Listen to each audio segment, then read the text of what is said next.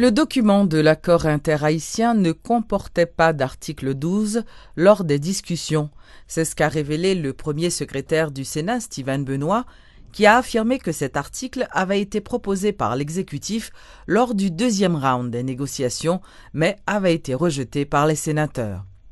En réaction, le sénateur Jean-Baptiste Bien-Aimé a estimé que son collègue Steven Benoit est un traître et qu'il est de connivence avec le pouvoir exécutif. Signataire de l'accord d'El Rancho, Steven Benoit estime avoir été piégé.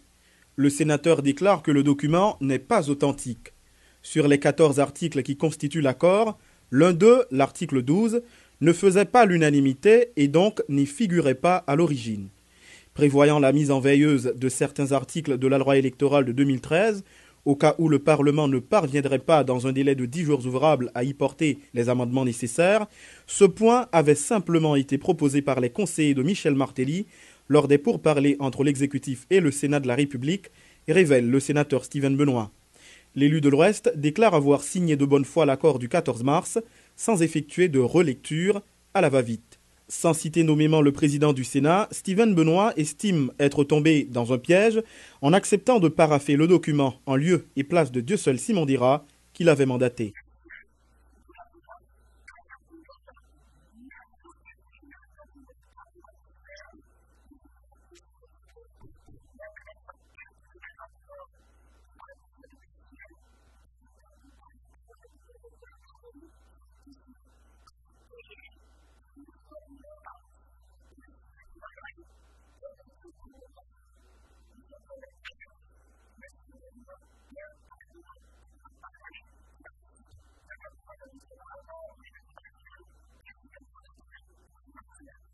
Steven Benoit aura beau s'excuser, voire s'accuser, son collègue Jean-Baptiste Bien-Aimé croira toujours le contraire. Pour l'opposant farouche au pouvoir en place, l'élu de l'Ouest a signé le document d'El Rancho en toute conscience. Jean-Baptiste Bien-Aimé tire ainsi à boulet rouge sur Steven Benoit, qui, dit-il, n'a voulu que renouer avec son ami Michel Martelly.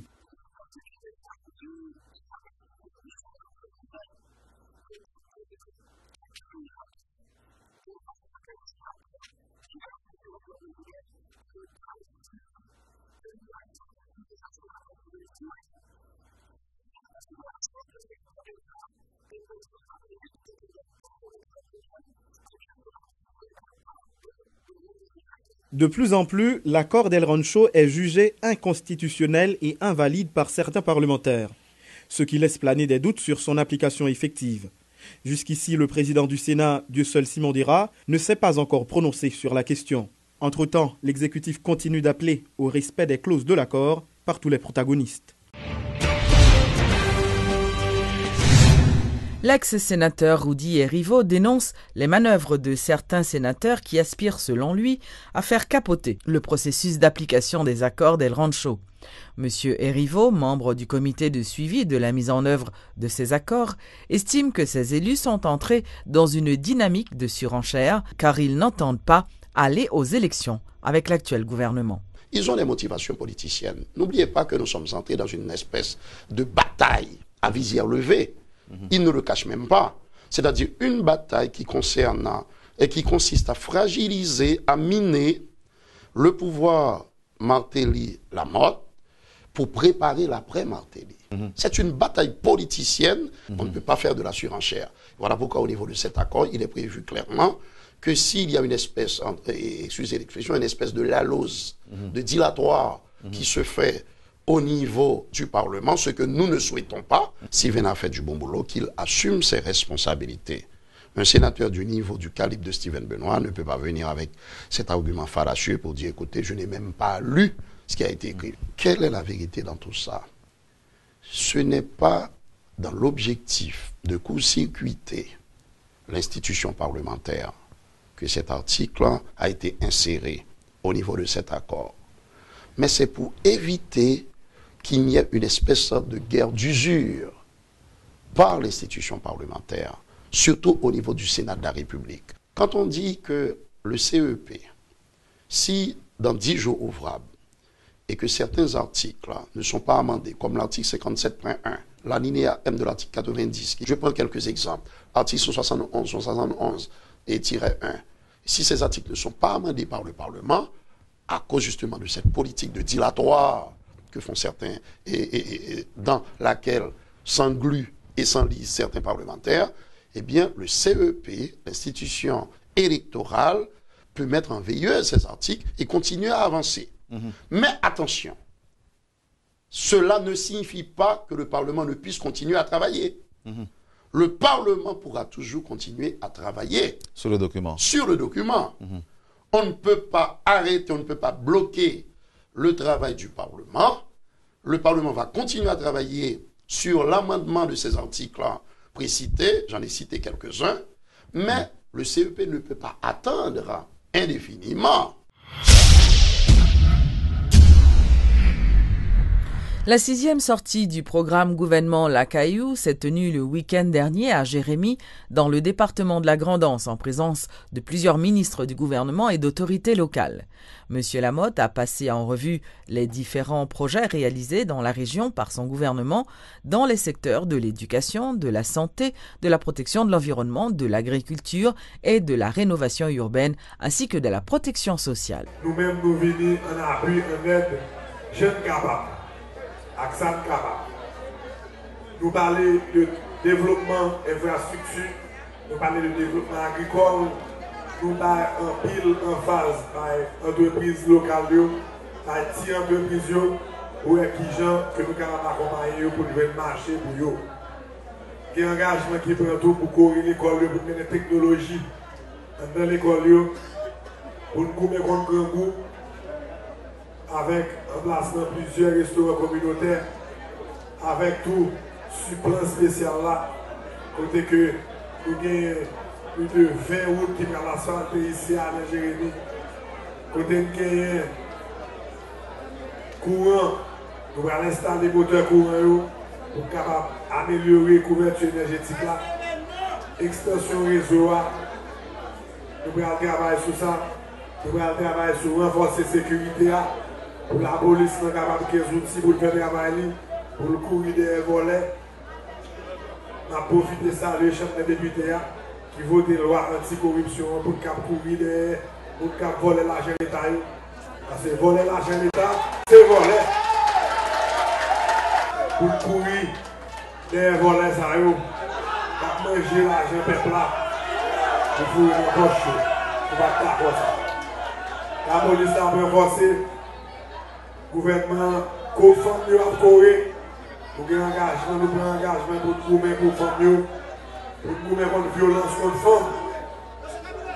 Travail à l'Assemblée en pile. Travail à l'Assemblée en pile. Et chaque gouvernement là, nous avons plus d'engagement toujours. C'est pour ça que je demande initiaux, mon cabinet, aux délégués, pour que nous engagions plus toujours, pour que nous venions avec un engagement social, parce qu'il faut un engagement social pour le travail.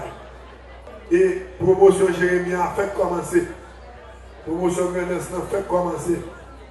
Nous souhaitons parler plus de problèmes café, de comment accompagner. Nous allons faire ça.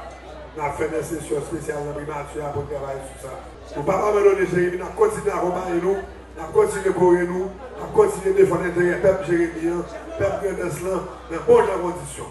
Notons que quelques heures avant le début du programme gouvernement La Caillou, un incendie a ravagé le centre commercial de cette ville et selon le ministre de l'Intérieur David Basile, un court-circuit serait à la base de ce sinistre. Le gouvernement supposé pour un support ou appui solide à la protection civile dans Jérémie parce que question incendie et nous qui ravage les faits parce que construction c'est des constructions qui en bois. Et ça cause un pile de dégâts. Dégâts qui gagnent jusqu'à présent comme rapport officiel, c'est 9 maisons qui incendiées, c'est-à-dire qui consommaient totalement, et gagné un monde qui a brûlé partiellement et allé à l'hôpital avec lui. Et nous dit que c'est une occasion, pour que, puisque nous constatons à yeux ça dégâts et un incendie fait dans la ville de Jérémie, et pour que le gouvernement vraiment a doté Jérémie d'un bon système de protection, particulièrement un bon camion à incendie pour nous capables vraiment prévenir le problème. Nous avons profité tout pour nous demander pour ne pas stocker gaz. Parce que l'information que nous gagnons, incendie, dans un incendie qui sortit de un court-circuit électrique qui t'apprend dans un dépôt gaz de une maison privée qui apparemment, c'est l'information que nous qui t'a prend feu et puis feu a propagé, incendie a propagé sur l'autre caillou. Donc on a profité de ça et les gens difficiles si eux-mêmes ne pas protéger d'être dans ce sens pour que ne pas stocker gaz dans n'importe quelle condition. Donc on a pris des dispositions tout pour que les bagages ne pas fait parce que il y a toujours un problème pour la communauté. L'avocat André Michel et son collègue Newton Saint-Just ont répondu ce lundi à la convocation du Conseil de discipline du barreau de Port-au-Prince afin de fournir des explications sur leur comportement que le barreau juge inacceptable. Et dans une déclaration faite à la presse, le bâtonnier de l'Ordre des avocats de Port-au-Prince, maître Carlos Hercule, a fait savoir que les agissements de ces deux hommes de loi n'engageaient aucunement le bâtonnat. L'Association haïtienne du génie sanitaire et des sciences de l'environnement, ADICH, a tenu dimanche à l'hôtel El Rancho son 10e congrès régional autour du thème « Technologie verte, un tournant décisif vers le développement durable ». Ce congrès a été l'occasion pour l'ADICH de poser les problèmes environnementaux et tenter de trouver des pistes de solutions. Louis-Christian Patrick Baptiste est le président du comité organisateur local du congrès. Congrès ça, il fait chaque 2 ans. Son congrès régional. Chaque année, impérial tombe dans le pays. Il y a un congrès régional, un congrès interaméricain qui fait chaque 2 ans tout. Il y a fait dans l'année période, dans toute région nette. L'année ça, c'est Haïti qui est censé réaliser le 10e congrès régional. L'objectif de ce congrès, c'est arriver à débattre toutes questions environnementales qui dans la région. Ensemble avec tous les experts qui sont dans la région, nous chitons ensemble, nous débattons questions ça. Mais il y a des pays qui organisateurs pour les mêmes qui thème qui adapté à problèmes environnementaux. Donc thème congrès c'est technologie verte, un tournant décisif vers développement durable. Technologie verte, nous avons parlé de traitement des eaux usées par exemple, recyclage. Et environnement, c'est pas c'est pas bagaille. Et ministère de l'environnement, c'est un bagaille qui est censé concerner tout haïtien et nous c'est à l'échelle internationale et même à l'échelle mondiale. Une bagaille qu'on réalise aujourd'hui à la Caillou, où est que capable prendre 2 ampleurs, l'arrivée, l'idée passer frontières là même. Donc ça concerne tout le monde.